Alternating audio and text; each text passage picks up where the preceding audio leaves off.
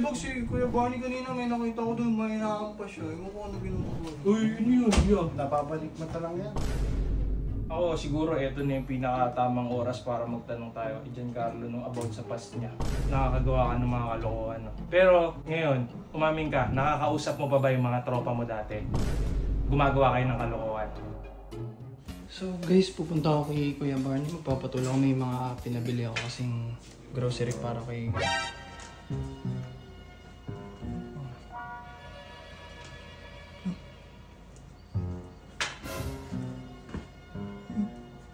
Kuya Barney, ano ginagawa mo? Tingnan ko lang, binabalance ko lang muna.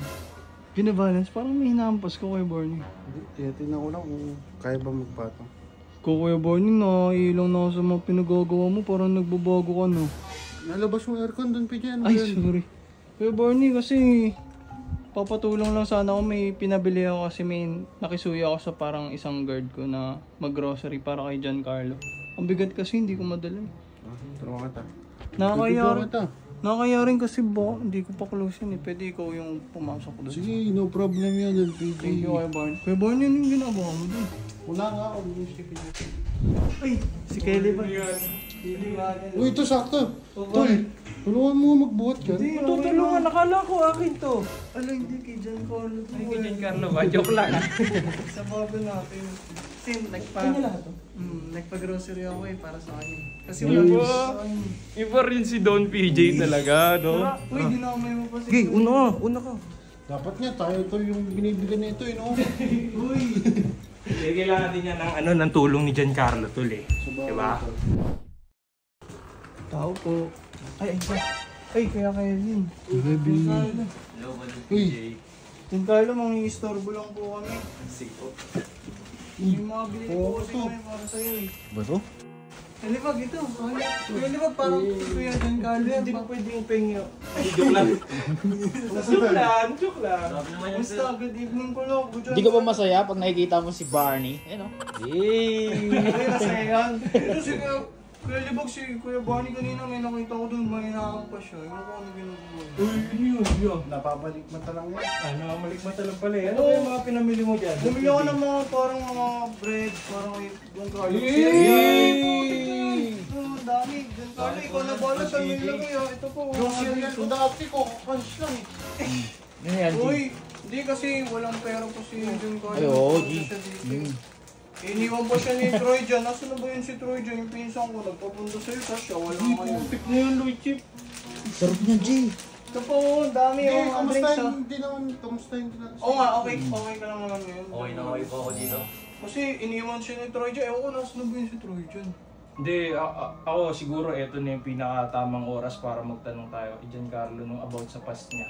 Ayun. Kasi di ba dinala siya dito ni Troy nung una tol. Aminin mo sa amin, nakakagawa ka ng mga kalokohan.